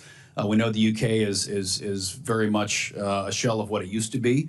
How do you evaluate the ability of our partners in the next 5 years to scale up and be ready to defend themselves? Senator, I think the ongoing NATO summit and the likely outcome of a commitment to increase defense spending is going to result in real capability. And if confirmed, I'll have a key role in ensuring that it is real capability and that it's the right capability to meet capability targets that the alliance has agreed upon. I also think that you talked a little bit about the industrial base here on the United States side of the Atlantic. I think the European industrial base also requires investment, and that's why, as part of that 5%, some of that money going into infrastructure, I think, is going to be absolutely essential to allow sustained investment in the industrial base that incentivizes companies to keep production lines open so they can meet that demand signal when combatant commands make it in time of crisis, as you eloquently described. Great. Thanks for your answers. Thank you very much, Senator Sheehy. Senator Rosen. Well, thank you, Chairman Wicker, Ranking Member Reed, for, of course, holding this hearing. I want to thank the nominees for your service, your willingness to continue to serve, and congratulations on your nominations. I see your families here. I can tell by the smiles how proud they are of you, and we're thankful that you serve along with them as well. Admiral Cooper, of course, it's wonderful to see you again. I very much, as you know, enjoyed visiting NAVCENT in 2023 in Bahrain, and we learned so much about the Fifth Fleet, and I know about your work to promote stability in the Middle East. And I want to take just a moment to thank our brave service members who conducted these strikes on Iran this past weekend. And we know, and you know, everybody watching, that we have to do everything in our power to ensure the safety of all of our troops, all of our personnel deployed throughout the region. So appreciate their service and all of your sacrifice. So about the long-term strategy to deter Iran. So as we wait to assess the impact of this weekend's strikes on Iran's nuclear program, we can't forget Iran's continued support for terrorism throughout the region. Thankfully, Iran's on its back legs. The fall of Assad's brutal dictatorship in Syria is already having profound implications for Iran, which supported Assad's regime since 2011. Coupled with Hamas's defeat in Gaza and the decapitation of Hezbollah's leadership in Lebanon, Assad's collapse has left Tehran weaker and more isolated than it's been in decades. However, across the region, Iran continues to work against American interests and poses one of the greatest and persistent threats to U.S. and coalition forces. Over the years, sadly, hundreds of Americans have been killed by Iranian-aligned militias, including 3 soldiers killed last year in Jordan. But our response after the fact has been a strategy that is more reactive than proactive. So, Admiral, can you discuss the specific threats Iranian-backed militias pose to the U.S. coalition forces, and what will you advocate that we do, if confirmed, to proactively counter or target them? And does CENTCOM have the necessary authorities to target these militias, other than the ability to act in self-defense? It's so critical. Senator, first, great to see you again, and fond memories from the trip to Bahrain several years ago. I think you well described what others have described as a seismic shift in the region, a tectonic shift strategically with respect to Hamas, Hezbollah, the Assad regime's collapse, activities with the Houthis. If we reflect on about the last 20 months, I think it's important to remember the Iranian aligned militia group and the Houthis have attacked Americans about 500 times. I don't think that's particularly well understood, but that's about the number. And so in this ensuing period, we have implemented dozens of specific measures to enhance the security of our men and women at sea and on bases throughout the region. It is our #1 priority today, and if confirmed, it would continue to be my #1 priority, protecting our men and women. And can you advise how we work to stop that flow of Iranian weapons to the proxies throughout the Middle East to stop these? We work with partners each and every day, a variety of partners, whether it's in Syria with the SDF, with our Iraqi friends, with friends at sea, because the flow goes in the air, on the sea, and on land. Thank you. I want to move over to you now, General, and talk about China's lessons from Ukraine, because China has been identified as a pacing challenge for the Department of Defense across both the Trump and the Biden administrations. As former CIA Director Burns said, and I'm going to quote here, "No one is watching U.S. support for Ukraine more closely than Chinese leaders." And that abandoning Ukraine would be, I'm going to quote again, "one of the surest ways to rekindle Chinese perceptions of American fecklessness and stoke Chinese aggressiveness." So, General, what message does it send to China if the U.S. ceases to support Ukraine? And what lessons is Chairman Xi likely to take from the conflict if the Russians are able to achieve their objectives? Senator, the president's been very clear on his objectives in Ukraine are to achieve an end to the war and a ceasefire. And if confirmed, my responsibility will to provide him a wide range of options in order to achieve that objective. I think in terms of the lessons from Ukraine, from a purely military perspective, I would tell you there's a ton of them. We're at a pivot in the character of war, the use of drone technology, whether it's one-way attack drones that Iran has supplied to the Russians that have been used against Ukrainian cities, whether it's North Korean support and ballistic missiles and troops. All of those lessons are absolutely pertinent to a conflict on Taiwan, and I think we are learning just as much as the Chinese are from our current partnership with Ukraine. Well, I'm going to take this question for off the record because my time is up, but I'm just going to let you hear it here. How do you think a rapid end to the war in Ukraine in Russia's favor will affect the United States standing around the world? And I'm glad to take that off the record, unless the chairman rules otherwise. Thank you. Thank you very much. Senator Sheehy, do you wish to engage in a second round of questioning? I want to thank our witnesses and thank members of the committee for the information of members. Questions for the record will be due to the committee by 6 p.m. today. And with that, and with the thanks of the committee to our witnesses, we are adjourned.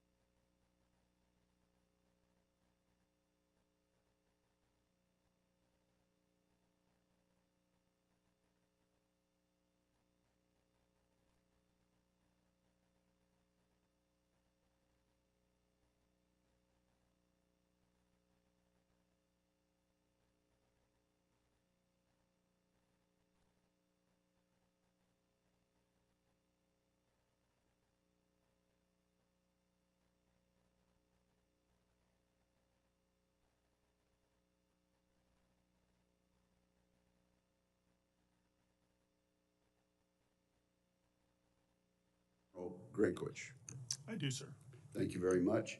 Now let's move on then to Sentcom. And so, Admiral Cooper, and I turn to my colleague and friend, Ranking Member Reed. Thank you very much, Mr. Chairman, and welcome, Admiral Cooper, General Grynkewich. Congratulations on your nominations, and thank you for stepping forward to continue your long careers of service. And I particularly extend my appreciation to your families who were with you every step of the way and are one of the reasons I think you're here today before us. Gentlemen, as you are well aware, this is a very dangerous moment. On Saturday, the President ordered airstrikes on several nuclear facilities deep within Iran. More than 100 American aircraft and thousands of service members executed a remarkable global operation that significantly damaged Iran's nuclear infrastructure, although we still await the final battle damage assessment. And I salute the military personnel who carried out this mission with incredible skill and bravery. It is imperative that we prevent Iran from acquiring a nuclear weapon. However, I'm concerned about the consequences of this attack. Iran has already retaliated by launching ballistic missiles at our bases in Qatar and Iraq, threatening tens of thousands of American troops. Fortunately, these strikes were intercepted, but we must recognize the grave risk of igniting a broader regional war. And our forces in the region must continue to brace for additional attacks, and indeed, we've seen additional attacks between Israel and Iran. I urge the Trump administration to pursue diplomacy and international engagement to prevent further violence. Admiral Cooper, I trust that you understand the challenging situation within which you have been nominated to lead CENTCOM. In this regard, your distinguished record of service is encouraging. Your career as a surface warfare officer with extensive command experience in the Middle East, including your current position as Deputy CENTCOM Commander and previous command of U.S. Fifth Fleet, should serve you well. If confirmed as CENTCOM Commander, you will need to not only address the Iran crisis, but also continue to navigate the difficult environment surrounding Israel's war against Hamas in Gaza, the ever-present Houthi threat in Yemen, and the potential resurgence of ISIS in Syria and Iraq, all while the administration has announced significant force reduction in these areas. I'd like to know how you would address each of these threats and how U.S. military operations can align with Iranian nuclear negotiations and any plans you have to help build the capacity of our regional partners, such as the Lebanese armed forces. Even as we navigate these conflicts in the Middle East, the security environment in Europe remains fraught. At this moment, NATO leaders are gathering in Brussels to address a number of urgent issues, including the war in Ukraine and Russia's increasingly aggressive posture towards the West.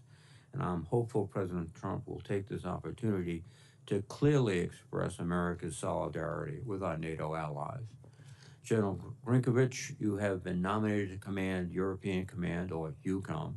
For the past 3 years, EUCOM has served as the backbone of the international effort to support Ukraine, enabling the Ukrainians to succeed on the battlefield while sending an unmistakable message to America's adversaries around the globe.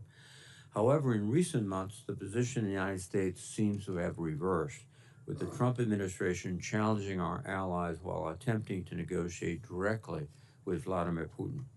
I would point out that Putin has suffered immense cost in Ukraine and has turned to Iran and North Korea to help sustain his war. In contrast, the Ukrainian military continues to fight bravely and demonstrates stunning battlefield innovations, such as its recent drone attacks deep within Russian territory. I would argue that there is never a time to appease Putin, but it certainly is not now. I'm also concerned by the administration's plan to slash funding and reduce U.S. force presence in EUCOM and their failure to request new funding for assistance to Ukraine. These decisions send an encouraging message to Russia.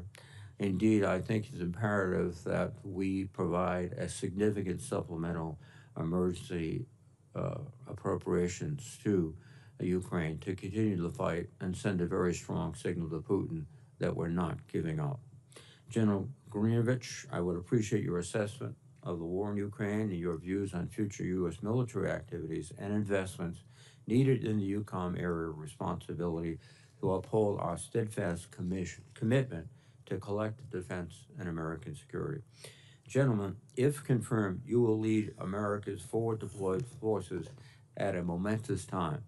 I'm grateful for your willingness to step forward and meet this challenge. Thank you, and I look forward to your testimony. Thank you, Mr. Chairman. Thank you very much, Senator Reid. Now we will take opening statements, no longer than 5 minutes, if you don't mind, gentlemen. We'll begin with you, Admiral Cooper. Your opening statement, sir. Well, good morning, Chairman Wicker, Ranking Member Reid, and distinguished members of this committee. As the proud son of a career Army officer and Vietnam veteran and the grandson of a World War II veteran of the Pacific, I'm honored and I'm humbled by the opportunity to appear before you today. I would first like to thank the President of the United States, the Secretary of Defense, and the Chairman of the Joint Chiefs of Staff for their faith, trust, and confidence in nominating me to serve as the next commander of U.S. Central Command. I'm also honored to join today with Lieutenant General Alexus Grynkewich. We all know him by his call sign of Grinch. Having served alongside of him for the last 4 years in very challenging times, he is the very best our nation has to offer. It's a wonderful privilege to be a beam of him today. I'm joined today by my wife, Susan, my high school sweetheart from Montgomery, Alabama, and the anchor of our family. She was there when my parents signed a waiver so that I could attend the Naval Academy at the age of 17. As I prepare to mark 4 decades wearing the cloth of the nation next week, I know that none of it would have been possible without Susan's boundless love, not only for our family, but to thousands of military spouses around the world. She truly has been my greatest source of strength throughout this amazing journey. Also with us today are our daughter Katie, a cardiovascular ICU nurse in Jacksonville, Florida, and Andrew, a fellow nurse and Marine veteran of Iraq and Afghanistan. Our son Bradford, a professional welder, is working on a U.S. Navy guided missile destroyer today in Mayport, Florida, playing his role in keeping our Navy fit to fight. He and his wife Shelby are unable to be here today as they prepare for the imminent arrival of grandchild number 3, a future member of the U.S. Naval Academy class of 2047. Sorry, Senator Reid.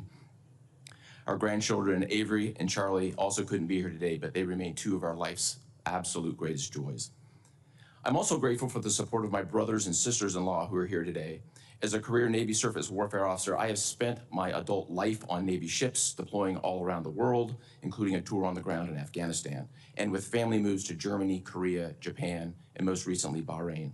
Supporting the Coopers has truly been a team sport, and I'm deeply thankful for their love these many years. My greatest inspiration for continued service has come from those I've had the privilege to lead and serve alongside in the Joint Force. U.S. forces in the Middle East are laser focused today on warfighting, lethality, and their readiness, and they are performing superbly. I honor them and their families for the sacrifices they continue to make for the nation. I would like to specifically acknowledge the exquisite execution by the Joint Force of an incredibly complex mission in Iran this past weekend and successful defense of Al Udeid Air Base just yesterday. I just could not be prouder, and I know that this committee shares in that same pride. Over the past 4 years, I've had the privilege of living in and leading in the Central Command area of responsibility. That time has given me a front row seat to both the volatility and the promise of the Middle East. It's also reinforced a clear-eyed understanding. The Middle East is incredibly dynamic today. There are challenges for sure, but also real strategic opportunities. If confirmed, I will work with this committee to shape outcomes that advance our national interests. I would like to acknowledge and thank the current commander of U.S. Central Command, General Eric Kurilla, his wife and family for their lifetime of service to our country. Our nation and our troops in the Middle East have been blessed to have General Kurilla at the helm of Central Command for the last 39 months. Finally, I would like to thank this committee for your steadfast support and commitment to the oversight that makes our force stronger. If confirmed, I pledge to maintain a transparent and fully responsive relationship with this committee. I look forward to your questions today. Thank you very much. Thank you, Admiral Cooper, and thank you for your kind words about General Kurilla. I think they're shared by most of us here behind the dais.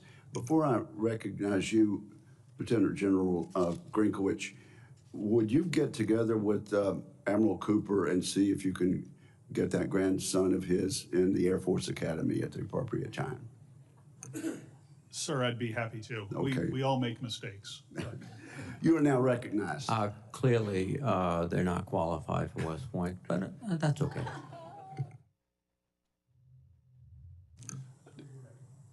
Chairman Wicker, Ranking Member Reid, and distinguished members of the committee, thank you for the opportunity to testify before you today. I would also like to thank President Trump, Secretary Hegseth, and General Kane for their trust and confidence in me and for the opportunity, if confirmed, to continue serving and leading those who raised their right hand and swore an oath of service to our nation. Today, I'm honored to testify alongside Vice Admiral Brad Cooper, the nominee for United States Central Command. Brad and I fought alongside each other in our previous jobs as the maritime and air component commanders in U.S. Sentcom, and having seen Brad in action, I know of no other leader more focused on leadership, warfighting, and excellence.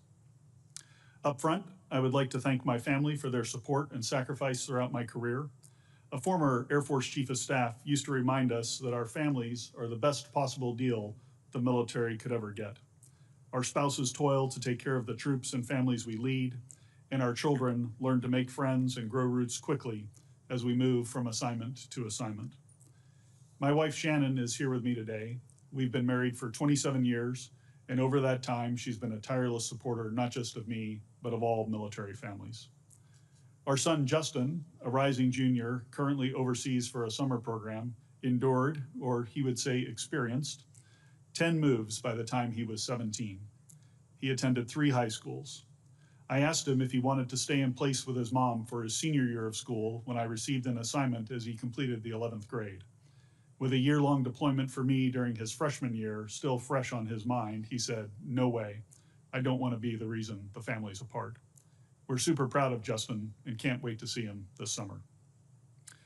Representing the much broader swath of family and friends who've supported us over the years, we're also joined today by Shannon's sister, Sarah, whose kids, despite my previous nomination and confirmation by this body, still insist on referring to me as Uncle Two-Star.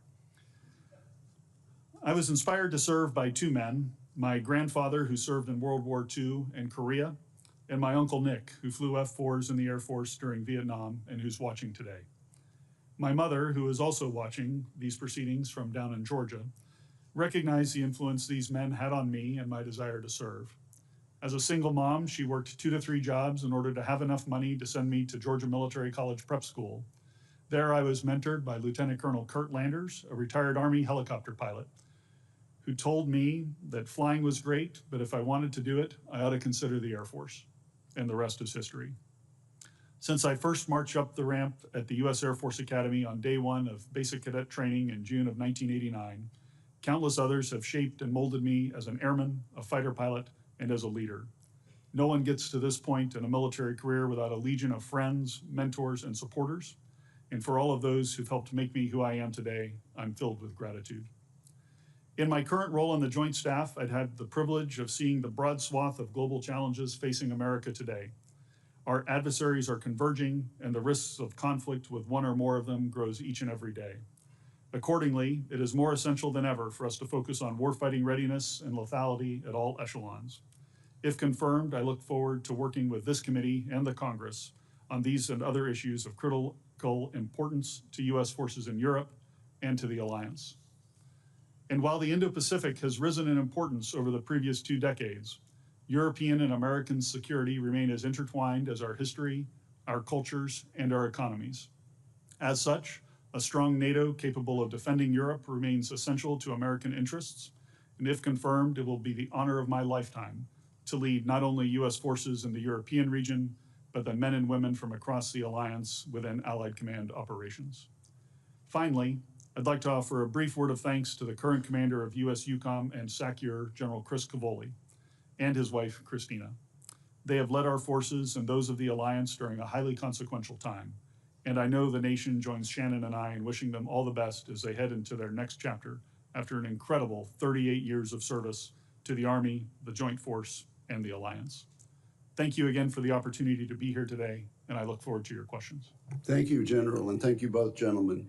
In order to exercise its legislative and oversight responsibilities, it is important that this committee and other appropriate committees of the Congress be able to receive testimony briefings and other communications and information. So I ask standard questions that we ask of every nominee, and you can just simply say yes or no aloud together simultaneously. Have you adhered to applicable laws and regulations governing conflicts of interest? Yes. Yes. Do you agree when asked to give your personal views, even if those views differ from the administration in power? Yes. Have you assumed any duties or undertaken any actions which would appear to presume the outcome of the confirmation process? No. Will you ensure your staff complies with deadlines established for requested communications, including questions for the record in hearings? Yes. Will you cooperate in providing witnesses and briefers in response to congressional requests? Yes. Will those witnesses be protected from reprisal for their testimony or briefings? Yes. Do you agree, if confirmed, to appear and testify upon request before this committee? Yes. Do you agree to provide documents, including copies of electronic forms of communication, in a timely manner when requested by a duly constituted committee, or to consult with the committee regarding the basis for any good faith delay or denial in providing such documents? Yes. Yes. That concludes the standard questions, and now we'll begin a round of questions. Each senator will be allotted 5 minutes. Let me ask a question that I've asked to all the nominees this year, and also to the Secretary of Defense just recently at his latest hearing before this committee. And that regards reconciliation, the $150 billion that we anticipate will be put in the reconciliation bill for defense. Much of the funding in the defense reconciliation bill is unspecific and will technically be at the discretion of the Department of Defense, though we will write specific recommendations for them. A quick yes or no from each of you.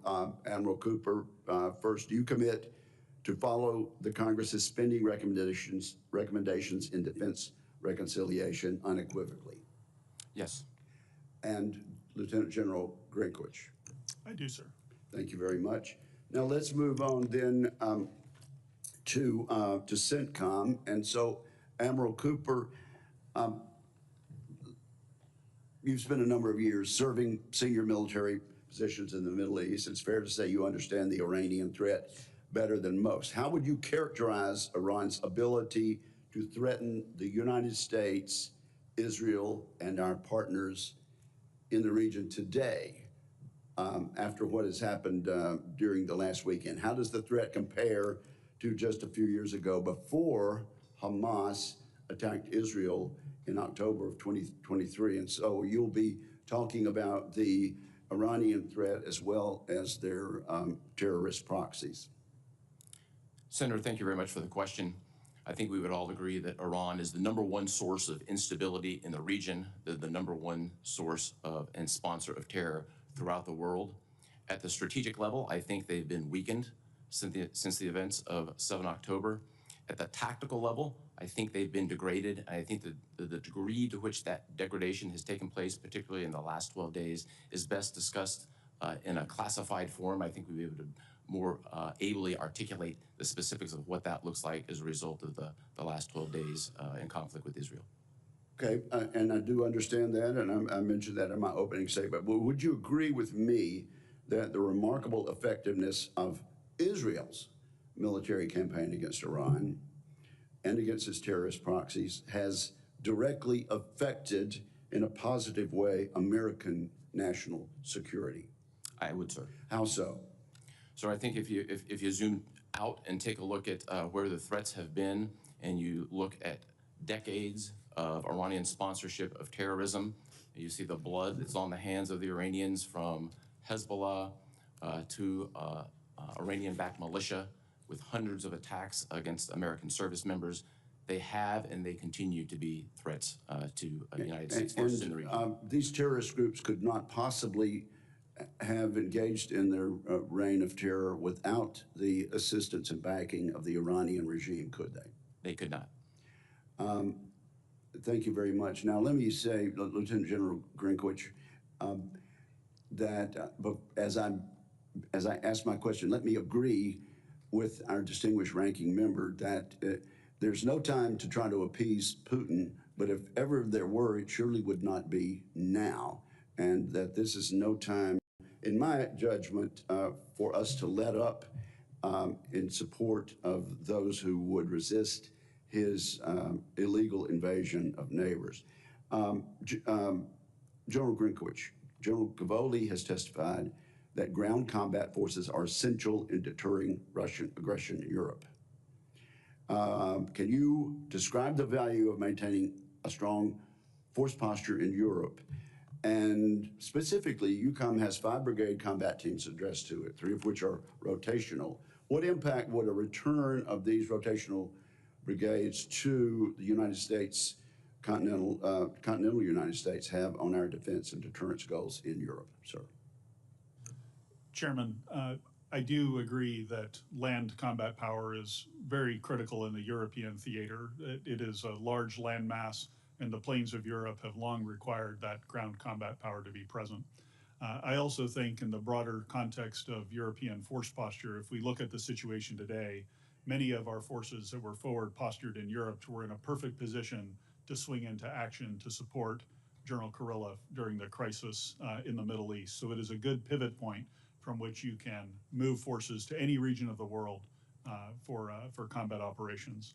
With respect to any potential reduction in force posture, I don't want to get ahead of any posture reviews that the department is undertaking right now, but I do commit to providing a detailed assessment and my military advice up to the Secretary of Defense as they go through that posture review and understanding the importance that ground combat power has. Fair enough. We're going to stick to the 5 minutes, so I will yield back and recognize my friend Senator Reed. Thank you very much, Mr. Chairman. First, let me begin by saluting General Kurilla and General Cavoli, outstanding soldiers who've left a distinguished legacy.